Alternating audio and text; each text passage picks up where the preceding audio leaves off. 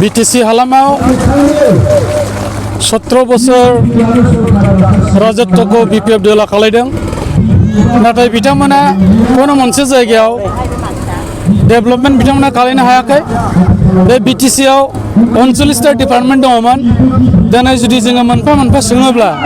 बबे डिपार्टमेन्टआव मा रोखोम उन्नति जाखो अब्ला बिथांमोना मोनसेबो दिन्थिनो हानाय नङा दा बेनिखायनो बिथांमोना गावसिनि जे फेलियर जानाय बेखौ दोनखोमानो थाखाय सम सम जमदर समस्तियाव जिरन बसुमतारी जेबो मावाखै होननो नागिरो नाथाय जोङो बयबो बिटिसि बासिया मिन्थिगौ जे आंजों लोगोसे जाय बिथांमोनहा बिरोधि दोलो हिसाबै दङ दा बिरोधि दोलोफोरनो बोसोरसेयाव बिथांमोना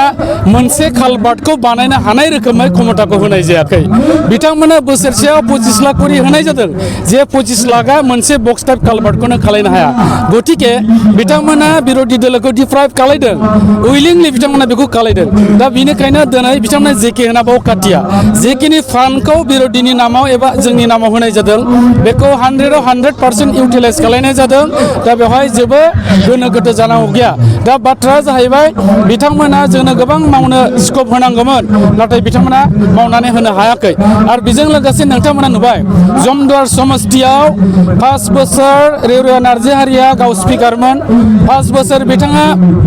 सासे इएम मोन आरो बिथाङा हेल्थ डिपार्टमेन्टनिबो मोनसे डक्टर थानाय बिथाङा इएम मोन नाथाय नोंथांमोना नुबाय कासियाबारियाव 30 बेडेड हस्पिटाल बाव गायसननाय जादोंमोन नाथाय बिथाङा बेवहाय 17 बोसोराव मोनसे फिसा न'खौनो बाव कमप्लिट खालायनो हादिया बेवहाय हस्पिटालनि नामाव ओरैनो हाग्रासो जानानै थाबाय आरो बिदिनो गोबां माखासे आसनिफोर दङ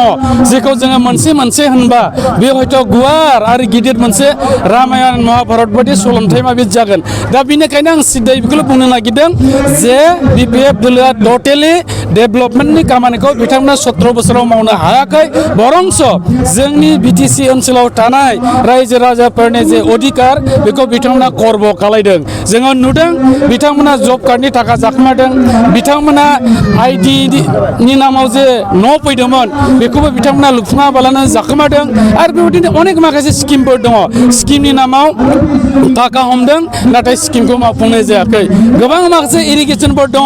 दिनैनि थारिखआव बबेबा आद्रा जादों बबेबा लुफुंदों जायहा लुफुंजादों बेबो माने दैयानो कोनो केनेलजों थाङा बेबायदि अयनाय भाबै बिथांमोना रायजो राजाफोरखौ थगायदों दा बेनिखायनो दिनै जेबो बाथ्रा बुंनांगौ गैयैखाय बिथांमोना हयथ' जायगा जायगा आंनि सायाव अजद दिखांदों नाथाय जोंनि बे जमदुवार समस्तिनि रायजो राजाफ्रा जों बयबो मिथिगौ जे बिथांमोना जे मा मावदों आरो जोंनो माबायदि गोहो होनाय जादों गतिके बिथांमोना बे बाथ्राखौ बुंनानै जोंनि जमदुवार समस्तियाव जेबो खालायनो हाया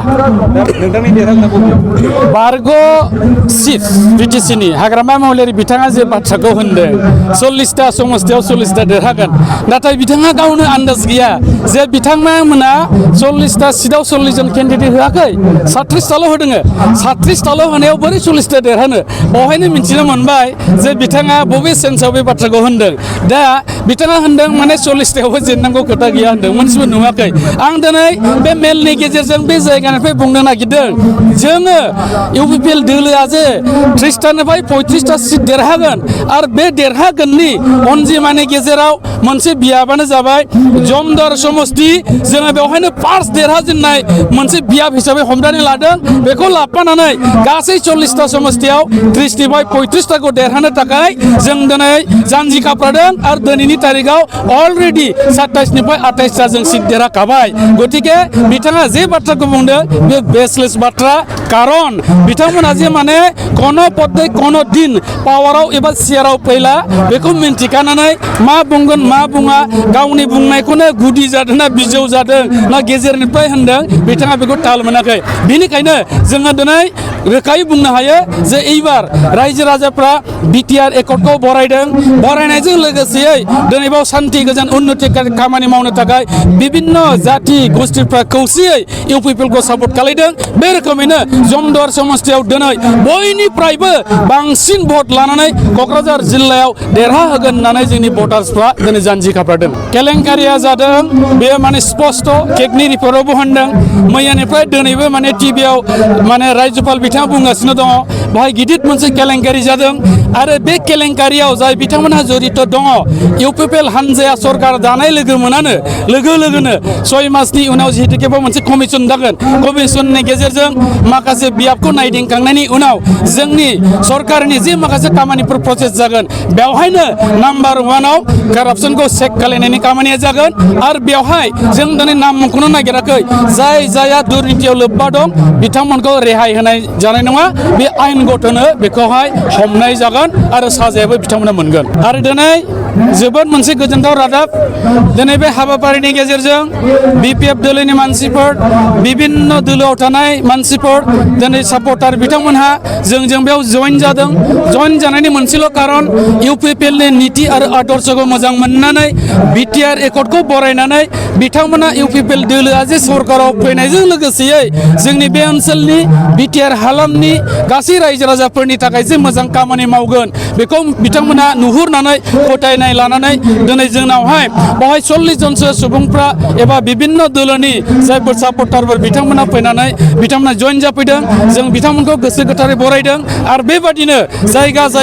सानथ्र'हायै जायगायाव जोंखौ प्रग्राम लानो खावलायहरदों जइन जानो बिथांमोना नागिरदों गतिके जों नुबाय जोंनि बे जमदार समस्तियाव 70% सापर्टारफ्रानो एबा रायजो राजाफ्रानो जोंजोंहाय थानानै एबार खामानि मावनो रोखा जाबाय आरो जोङो देरहाबाय होननानै दिनैनो नैबे मेलनि गेजेरजों आं फोसावनानै होनाय जाबाय दिनै जोङो मोननै जायगायाव प्रग्राम लादों मोनसेया जाहैबाय बरासारा बिसिडिसिनि सिङाव थानाय फाख्रिगुरियाव जों लादों आरो दिनै जों नैबे जायगायावहाय जों मोनसे प्रग्राम लाबावदों बे जाबाय सुरिपारा बे ओनसोलाव जों लादों गतिके बेबादिनो बिभिन्न जोंनि प्राइमारिनि सिङाव जोंहा गोबां माखासे हाबाफारि लानांगौ दङ नाथाय जोङो लासै थांनायनि कारनानो बेनो दिनैहाय हादोर नाङैनो पृथिबि नाङैनो जिहेतुके COVID-19नि प्रभाब गोलैदों जोङो बेखौबो सनमान होनानै बै भाइरासखौबो जोङो रायजो राजाफोरखौ जाहाथे जोङो एथ' थाब मिटिं लाया बेबायदि नायनानै जोङो सम जों प्रग्रामखौ लादों आरो बिदिनो जों लासै सरकारनि बिथोन बादियै नोजोर बोनानै वान आफ्टार एनादार प्रग्रामखौ जोङो एटेन्ड खालामलांबाय थागोन होननानै जों थिरांथा लादों